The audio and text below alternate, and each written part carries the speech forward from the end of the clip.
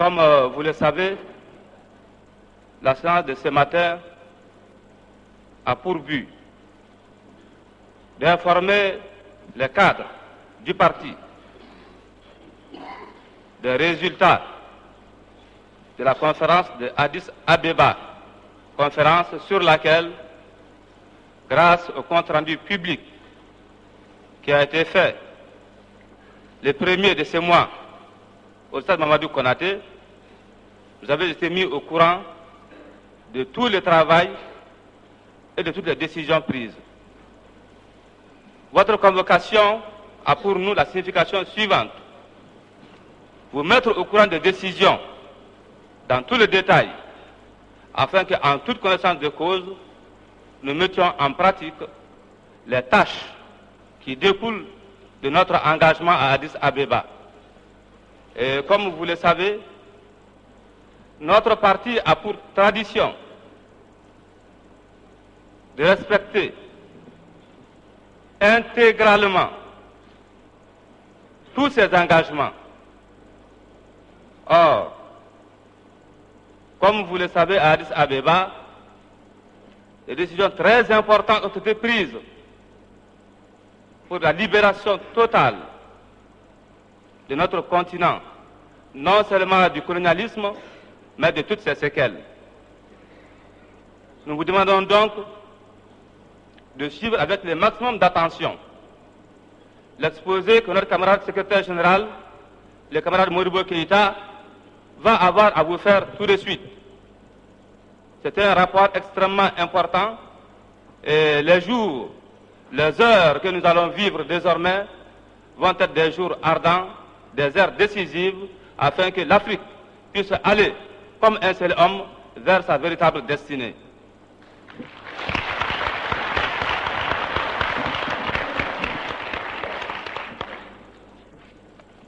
Chers camarades,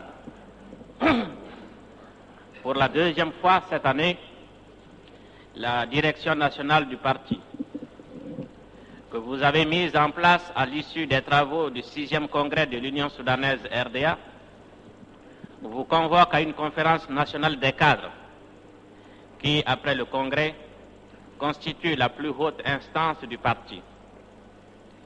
Cette rencontre, vous le savez, intervient après celle d'Addis Abeba, dont les résultats des travaux sont apparus d'une extrême importance aux yeux de votre bureau politique national.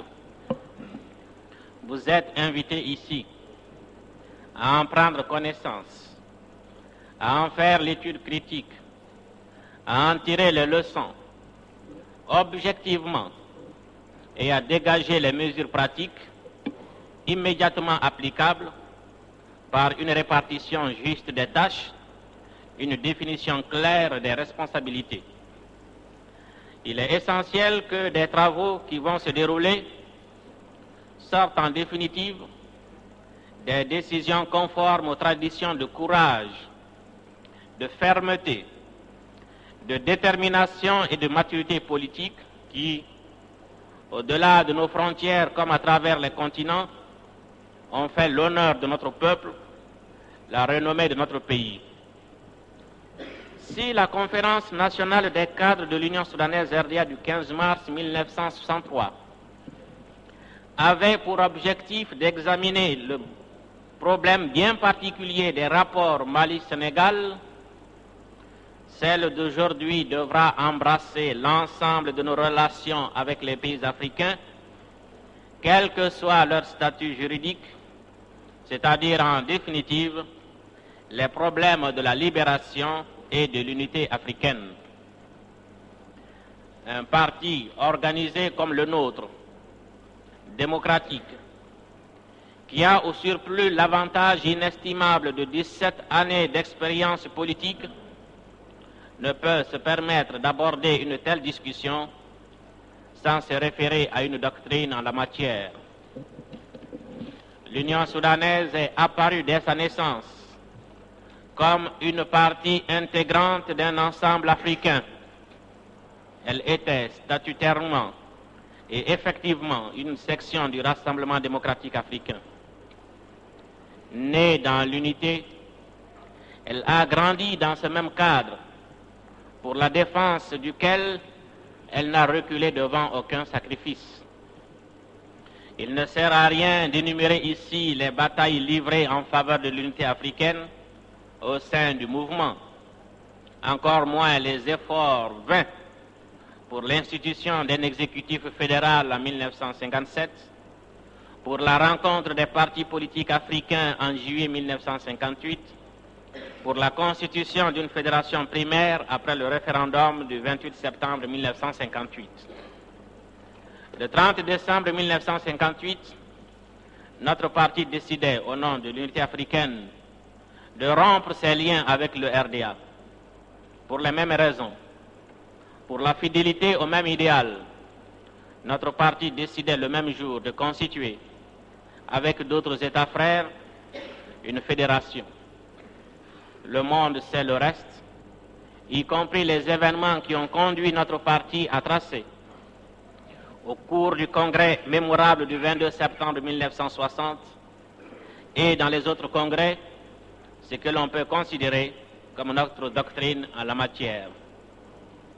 L'Afrique, à la veille de la conférence d'Addis Abeba, présente une mosaïque d'États de formes constitutionnelles différentes, de conceptions économiques également différentes, sinon opposées, où se dressent côte à côte les tendances socialistes et les bourgeoisies nationales, la planification socialiste et la libre entreprise, le non-alignement et l'allégeance vis-à-vis d'un bloc, l'indépendance réelle et l'indépendance nominale, le parti de masse organisé et la politique personnelle d'un homme ou d'un groupe d'hommes, des armées nationales populaires et des bases militaires de l'ancien pays colonisateur, le pouvoir économique établi jusqu'y compris les monnaies nationales avoisine avec la mainmise du colonisateur sur l'économie de l'ancienne colonie. Comment enfin effacer en un seul coup de pinceau, de manière définitive, les contradictions entre les anciens colonisateurs dont les dissensions étaient trop souvent partagées par des dirigeants d'anciens territoires, affectant ainsi les rapports entre États africains? Ce sont là les questions auxquelles notre délégation était appelée à répondre à Addis Abeba, au même titre que chaque État participant, avec la volonté de créer les bases d'une coopération interafricaine. Notre frère, le président Nkrumah, aura eu le mérite inestimable d'analyser la conjoncture actuelle en Afrique face à l'unité. Ce que l'on a appelé la thèse ghanéenne procède d'une analyse précieuse de la situation de l'Afrique. En effet, l'oppression par le colonialisme virulent et raciste dans les territoires dépendants, le maintien intégral des structures politiques coloniales, économiques, sociales et culturelles dans bien des États indépendants, la décolonisation qui demeure encore partielle dans la presque totalité des États, l'influence réelle que les anciens occupants continuent de s'assurer sur des hommes à tous les niveaux, dans des rouages de l'administration et de l'économie, sinon sur les consciences elles-mêmes. Tout cela apporte la preuve que l'Afrique actuelle continue d'être dominée par une mainmise de l'impérialisme. Ce sera le mérite du président Nkrumah d'avoir mis en lumière cette conjoncture.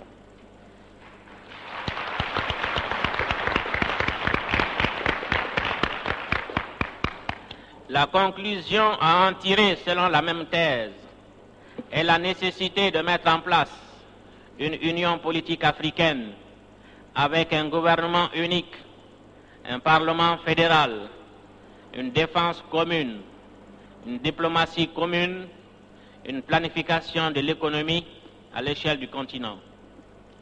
Sur le plan économique, il ne se trouvait pas à Addis Abeba un seul chef de gouvernement qui ne soit pas convaincu de l'impossibilité dans laquelle se trouve son pays de parvenir seul à une économie moderne. C'est au travers de ce prisme qu'une large majorité envisageait le problème de l'unité et s'attachait à créer les conditions favorables aux investissements étrangers, zone économique large, marché suffisant pour justifier l'installation et le rendement minimum d'une entreprise, facilité de transfert de bénéfices, libre circulation des monnaies et des capitaux, etc. Vous avez compris pourquoi les mots d'ordre, tels que celui de marché commun africain, trouvaient leur chantre auprès des asservisseurs économiques et réunissent si curieusement autour d'eux l'unanimité, les révolutionnaires et les impérialistes.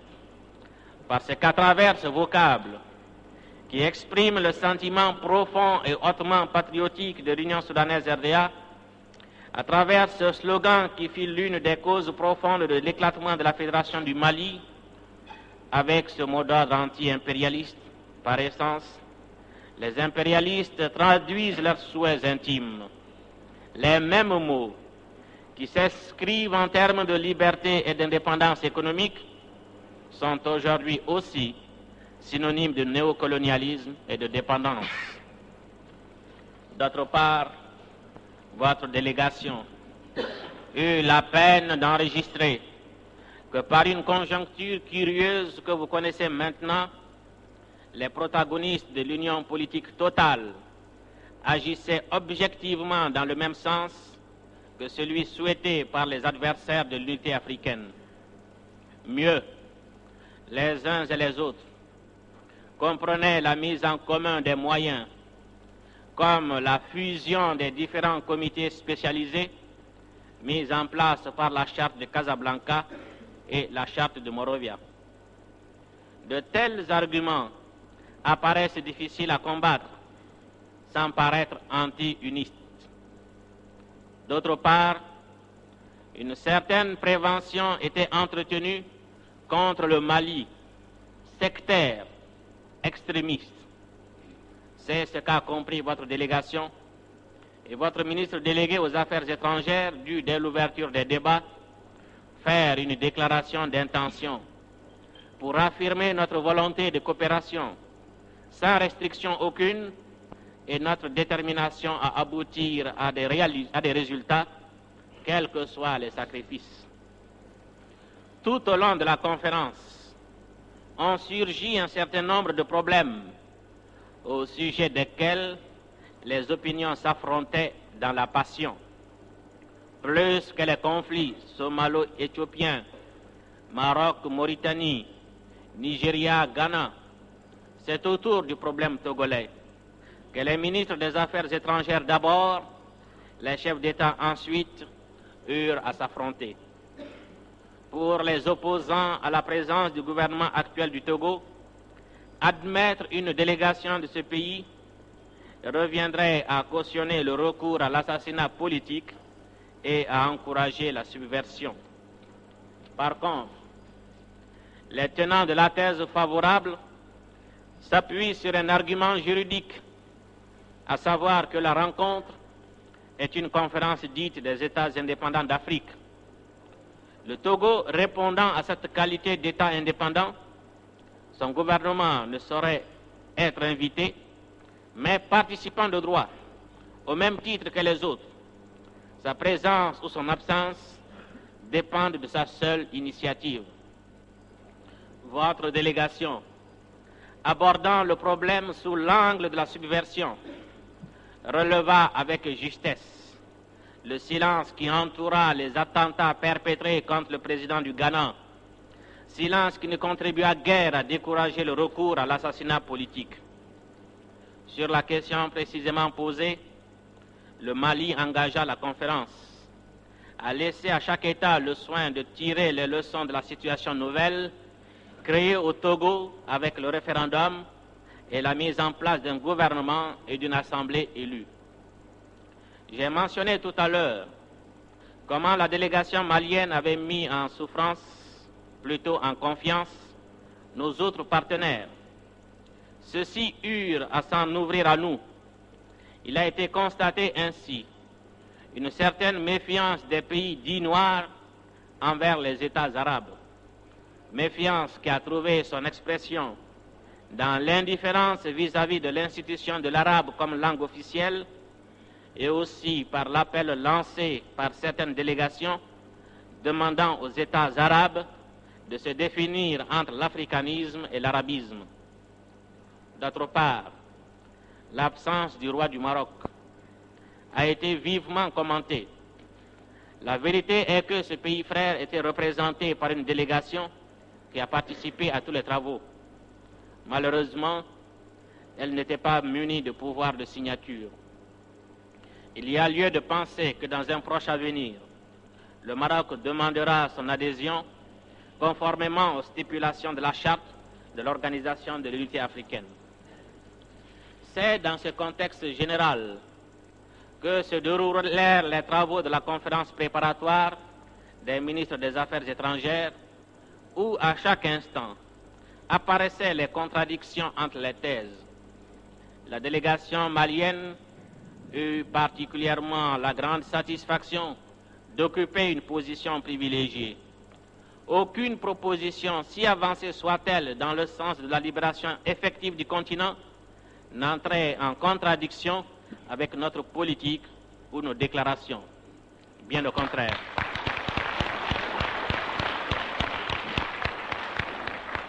Tel ne fut pas le cas de certains États pour lesquels, sur le plan politique ou économique, la formule de coopération ou même d'harmonisation se traduisait en termes de décolonisation précipitée et hasardeuse, ou même quelquefois correspondait à des mots d'ordre de l'opposition intérieure.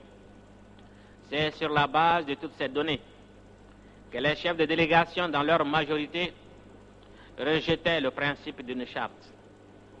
En cela, ils rejoignaient les défenseurs de l'unité totale, dont la position pourrait se résumer par la formule tout ou rien.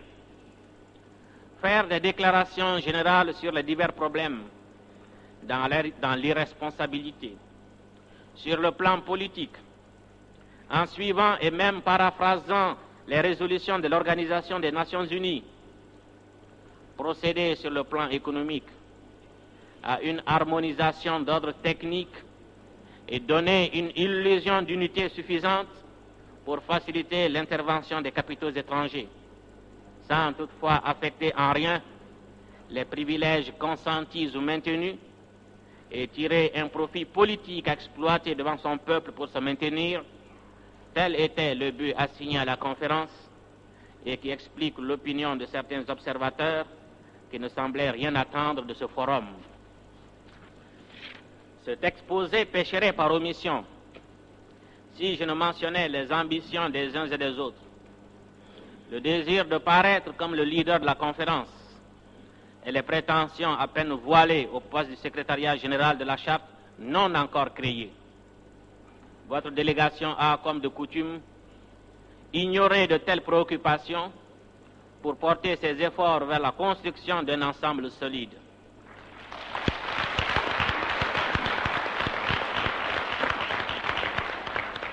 Dans ce sens, grâce aux nombreux contacts qui furent pris, elle parvint à dégager une ligne d'action positive en utilisant au mieux les matériaux du terrain. N'ayant de conflit avec aucun État, ayant au contraire pratiqué une politique constante de coopération, étant une nation indépendante aux yeux de tous et au surplus, ne briguant aucun poste, le Mali était bien placé pour devenir le pivot de la rencontre.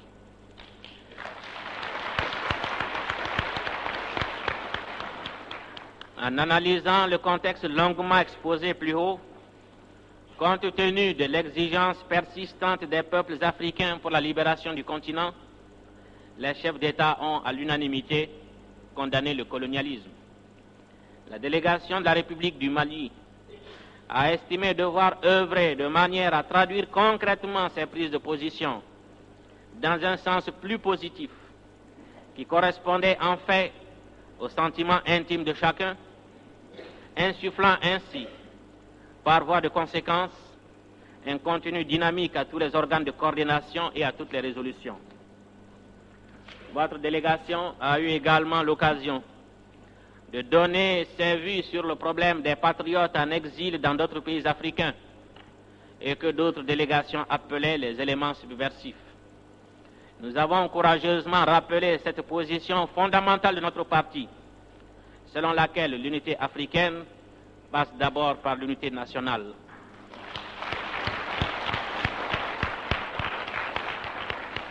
Et nous avons insisté auprès de certains chefs africains pour qu'ils facilitent le retour au foyer de l'opposition fixée à l'extérieur.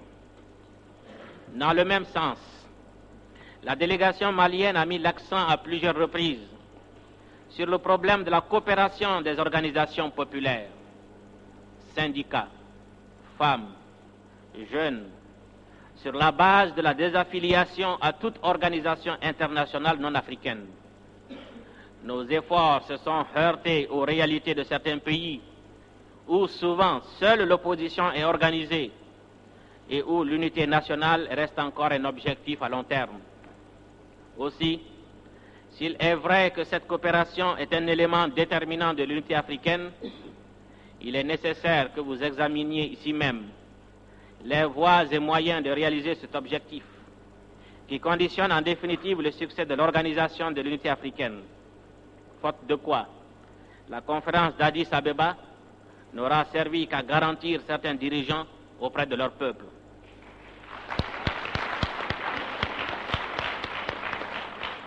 Dans l'ensemble, les décisions prises correspondent point par point à nos positions.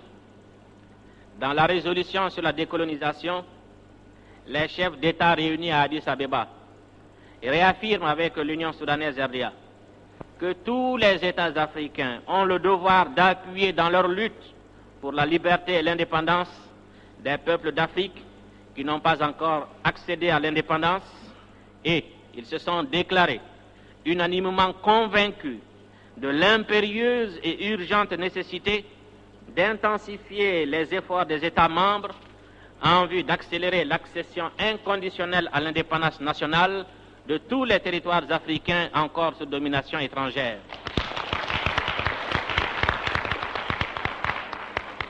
Dans ce sens, la conférence d'Addis Abeba décide la rupture des relations diplomatiques et consulaires entre tous les États africains d'une part et les gouvernements du Portugal et de l'Afrique du Sud d'autre part. L'interdiction des importations de marchandises en provenance de ces deux pays, l'interdiction des ports et aérodromes africains à leurs bateaux et avions, l'interdiction du survol des territoires africains par les avions de ces deux pays. Elle décide d'intervenir expressément auprès des grandes puissances pour que celles-ci cessent d'accorder, sans aucune exception, directement ou indirectement, tout appui ou assistance à tous les gouvernements colonialistes. La conférence annonce aux alliés des puissances coloniales qu'ils doivent choisir entre leur amitié et leur soutien aux puissances qui oppriment. Les chefs d'État ont décidé l'envoi d'une délégation de ministres des Affaires étrangères pour prendre la parole au nom de tous les États africains devant le Conseil de sécurité, appelé à examiner le rapport du comité des 24 de l'ONU sur la situation existante dans les territoires africains sous domination portugaise. Enfin et surtout, la conférence accueille sur les territoires respectifs des États indépendants d'Afrique les nationalistes des mouvements de libération pour assurer leur formation dans tous les domaines. Elle décide de favoriser au niveau de chaque État le transit du matériel destiné au mouvement de libération, la création de volontaires dans divers domaines afin de fournir au mouvement africain de libération nationale l'assistance nécessaire. En vue d'appliquer ces décisions, la conférence a institué un comité de coordination siégeant à Dar es Salaam, et un fonds spécial d'aide auquel, dès aujourd'hui, les États africains doivent souscrire selon leurs possibilités. La journée du 25 mai a été instituée comme journée annuelle de l'Afrique à compter de 1964.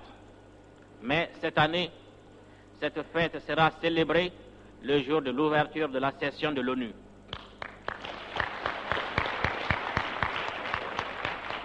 Des mesures analogues et de la même rigueur ont été arrêtées pour mettre fin à la discrimination raciale en Afrique du Sud, sur lesquelles vous avez été amplement informés. Les chefs d'État se sont longuement penchés par ailleurs sur la situation inéquitable faite à l'Afrique dans les réunions, dans les relations et les organisations internationales et ont décidé de prendre toutes les mesures nécessaires pour rétablir l'équité. C'est dans ce sens qu'un groupe africain plus efficace sera constitué à l'ONU en vue d'harmoniser les efforts sans préjudice de la collaboration au sein du groupe afro-asiatique. D'autre part, les États africains ont décidé de tout mettre en œuvre pour que l'Afrique devienne réellement une zone dénucléarisée, que par ailleurs soit mis un terme définitif à l'occupation militaire du continent par l'élimination des bases militaires étrangères et l'interdiction des expériences nucléaires.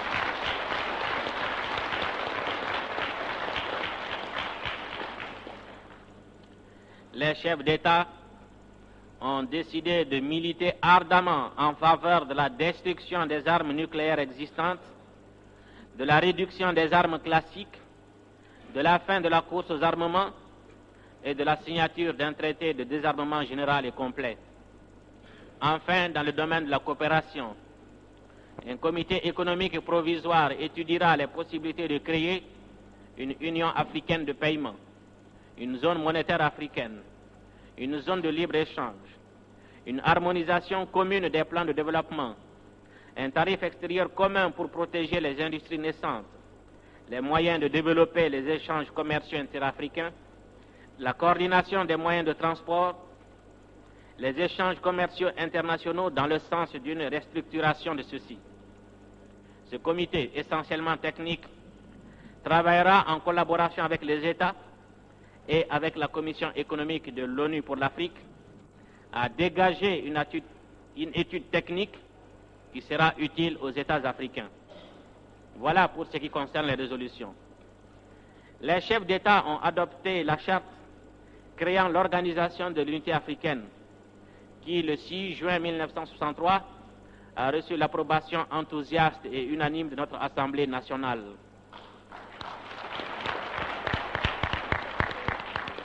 La charte compte aujourd'hui 4 institutions légales. La conférence des chefs d'État, qui se réunit au moins une fois par an, qui est l'organe suprême de la charte. Elle est l'organisme de direction de l'organisation. Le Conseil des ministres, constitué par les ministres des Affaires étrangères, responsable devant la conférence des chefs d'État. Il tient ses sessions 2 fois par an et a pour mission de mettre en œuvre la coopération interafricaine selon les directives de la conférence des chefs d'État.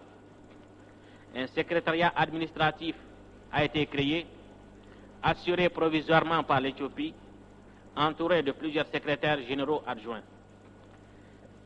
Enfin, la charte prévoit une commission de médiation, de conciliation et d'arbitrage. En outre, sont créées les commissions spécialisées suivantes: la commission économique et sociale, la commission de l'éducation et de la culture, la commission de la santé, de l'hygiène et de la nutrition, la commission de la défense, la commission scientifique, technique et de la recherche. Chacune de ces commissions, dont la liste n'est pas définitivement close, est composée des ministres compétents ou de tous autres ministres ou plénipotentiaires mandatés à cet effet par leur gouvernement. Chers camarades, nul ne peut nier le caractère encourageant de ces résultats. Il demeure que c'est dans leur application que nous donnerons la preuve de notre capacité politique afin que les décisions arrêtées soient appliquées par tous. Les résolutions sont à honorer Dans tous les domaines de la vie nationale, le Mali doit étudier sa participation active à ces institutions nouvelles et dresser un programme concret d'action. Addis Abeba a adressé l'acte de décès des chartes de Casablanca et de Monrovia. En même temps, restent ouvertes les perspectives de regroupement primaire économique, essentiellement économique, sur la base régionale. Chers camarades, notre comportement a été guidé par le souci constant de réaliser une base minimum d'entente sur les problèmes africains actuels. Votre délégation a estimé dans ce cadre que la liquidation totale et effective du colonialisme devrait être la pierre angulaire de l'organisation de l'unité africaine. C'est dans ce cadre que se placent nos interventions. La plupart des délégations étant préoccupées par d'autres problèmes, le président du Mali a accordé, entre autres questions, l'attention voulue à la désignation des comités. Il a proposé que le secrétariat général soit assuré provisoirement par l'Éthiopie avec siège à Addis Abeba. Les fonctionnaires entourant le secrétaire général seront à désigner sur proposition camerounaise par l'ARO, le Ghana, le Niger, le Nigeria, le Congo-Brazzaville et l'Ouganda. Le comité de coordination de l'aide aux nationalistes a été composé sur notre proposition des États frontaliers et des pays dynamiques engagés sur ce plan. Ce sont l'Éthiopie, l'Aro, l'Algérie, le Tanganyika, l'Ouganda, le Congo-Léopoldville, le Sénégal, la Guinée, le Nigeria. Le siège en est fixé à Dar es Salaam. Mon devoir m'impose d'indiquer ici que la conférence a noté avec admiration la constance avec laquelle le président du Mali avait systématiquement écarté notre pays de toutes ses représentations. Chers camarades, il était de mon devoir de rendre compte du déroulement de la conférence. Vous connaissez les résolutions votées, vous avez étudié la charte signée. Il est maintenant venu le moment d'examiner les résultats à la lumière des positions qui ont été définies par le parti.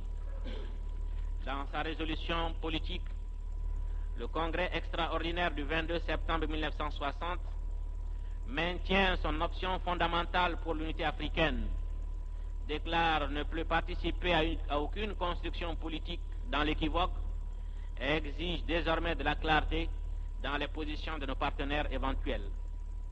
Notre 6e congrès stipule: le Congrès, considérant que l'Union soudanaise RDA est un parti révolutionnaire, fermement engagé dans la lutte contre le colonialisme, l'impérialisme et le néocolonialisme, confirme son soutien inconditionnel à la lutte des peuples en voie de libération, estimant sans analyse préalable et dans n'importe quelle perspective que ces luttes sont justes parce qu'elles tendent au rétablissement de leurs droits légitimes.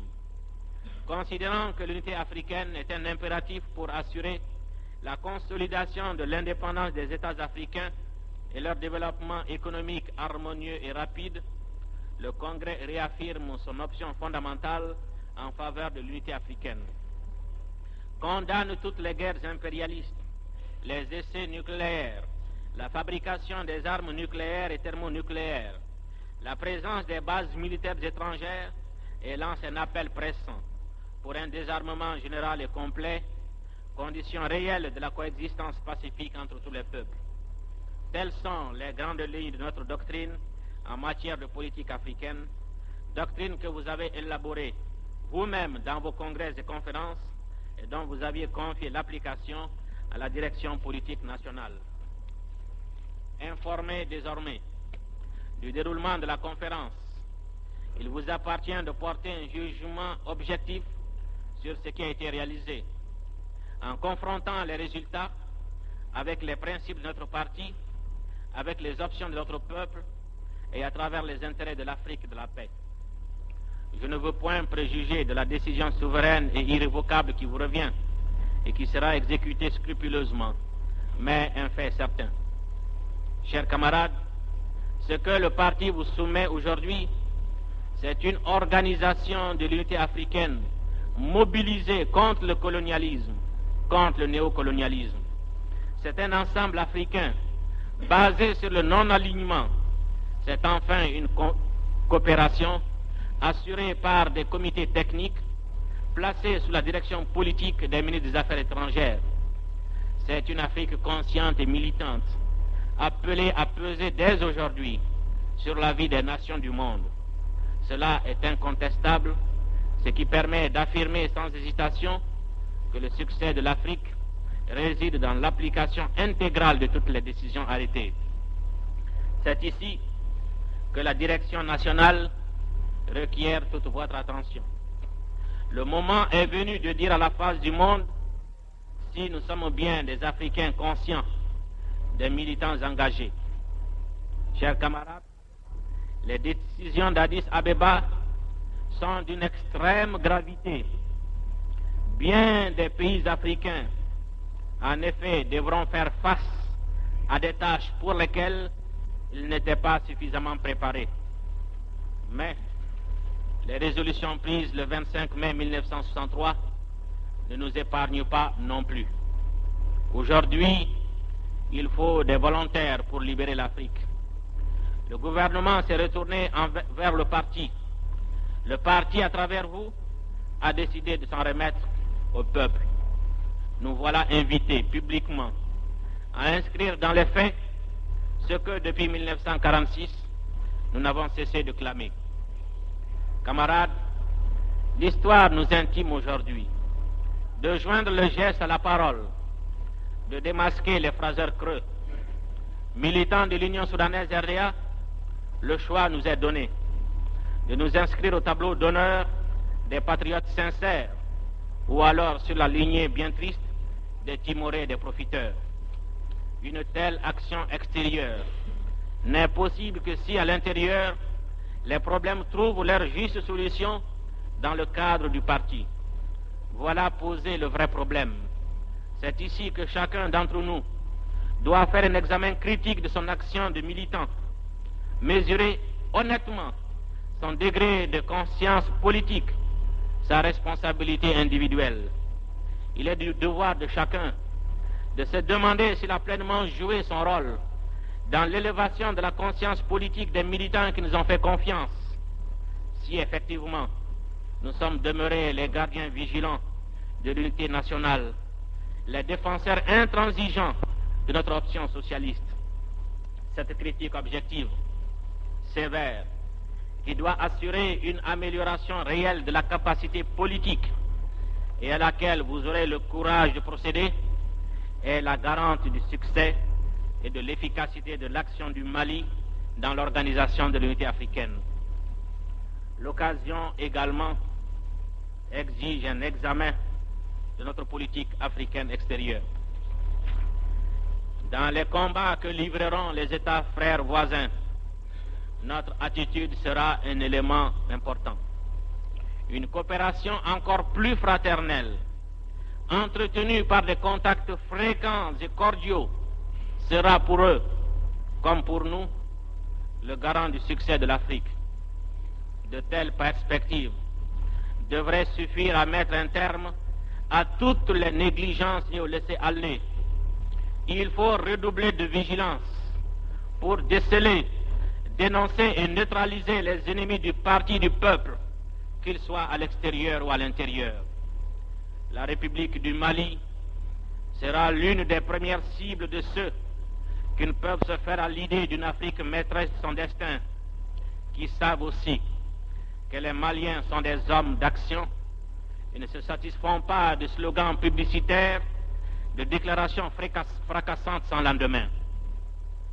Appliquer les décisions prises à Addis Abeba, cela doit signifier pour chacun de nous que le Mali s'engage dans un combat juste parce qu'il est de libération et pour la conquête de la dignité.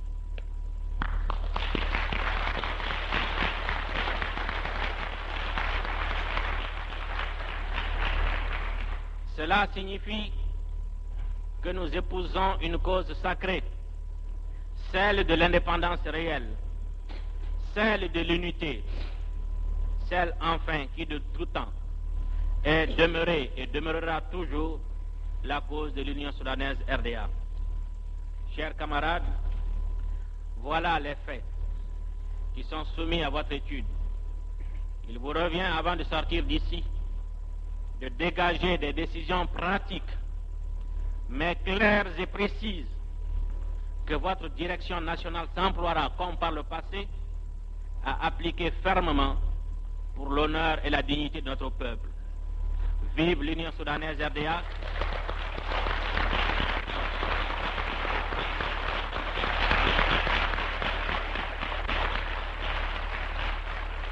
Vive l'Union soudanaise RDA, vive le Mali, vive l'Afrique libre et unie.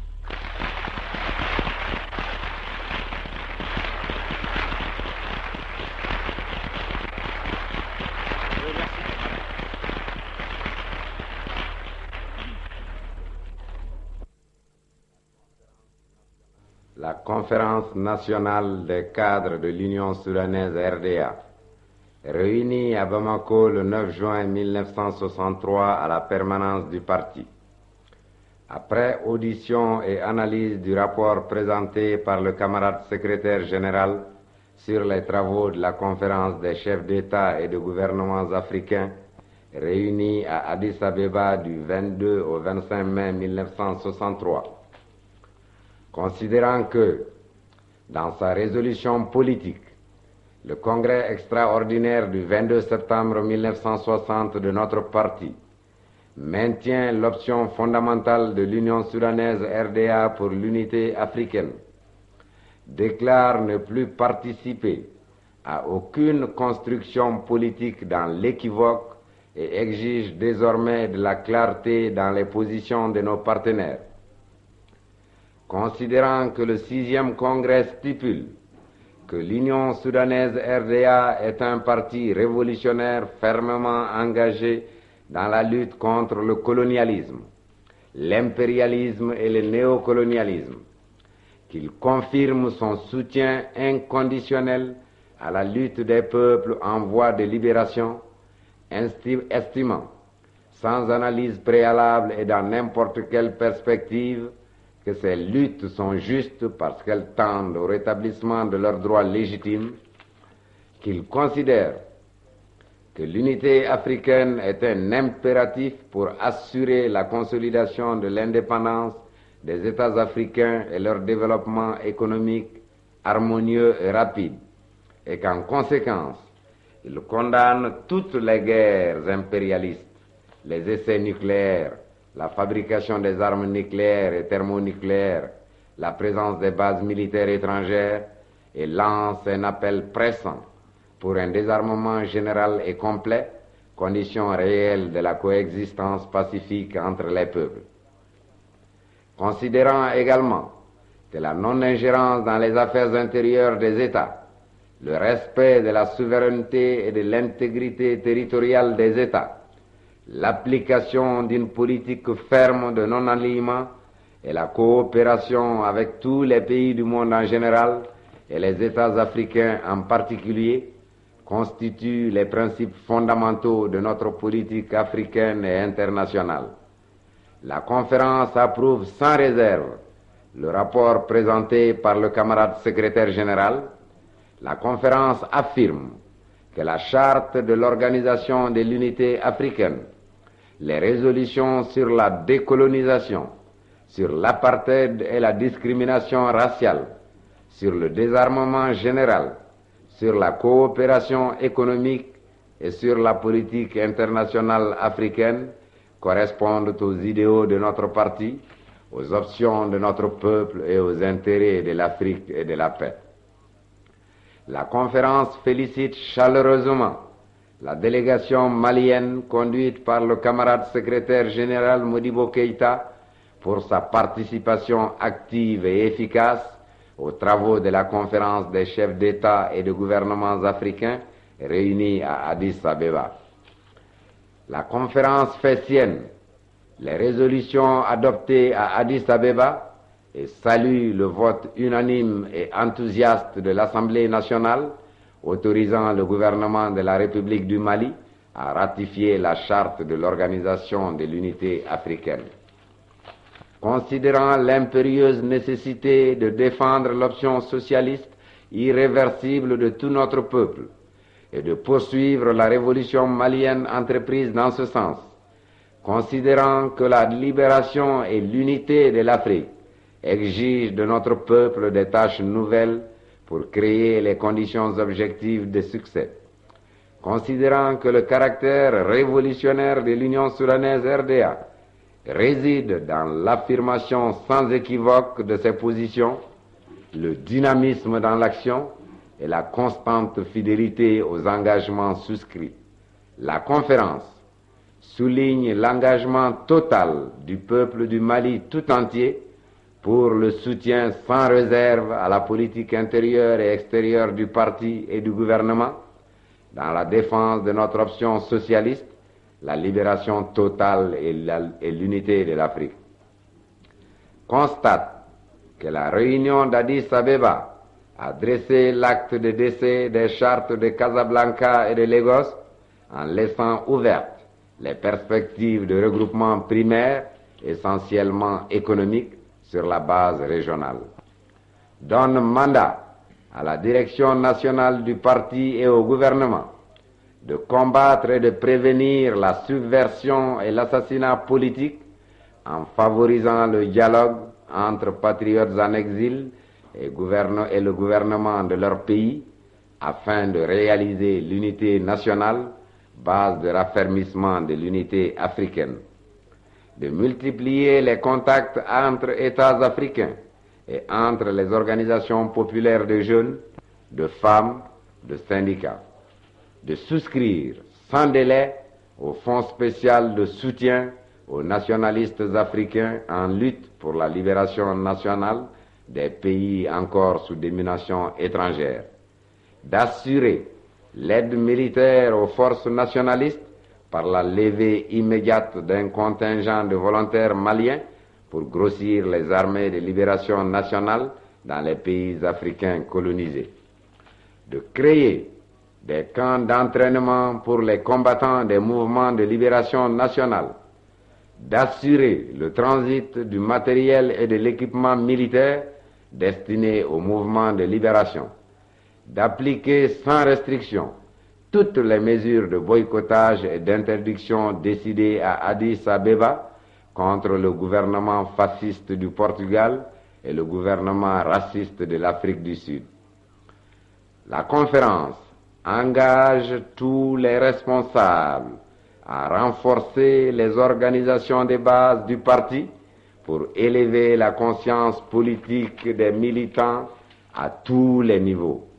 Engage tous les responsables, tous les militants à redoubler de vigilance pour déjouer toutes les manœuvres possibles des forces impérialistes et de leurs agents. Invite instamment tous les militants et militantes à assurer et à perfectionner leur formation idéologique et technique avec une conscience plus aiguë de leurs responsabilités. Engage tous les responsables de section à organiser de façon permanente des cours populaires d'éducation idéologique et de formation professionnelle. La conférence, prenant acte de la détermination enthousiaste de tous les délégués de tout mettre en œuvre pour une application intégrale et révolutionnaire de toutes les décisions issues de la conférence d'Addis Abeba, invite le bureau politique national à veiller scrupuleusement au respect des stipulations de la présente résolution.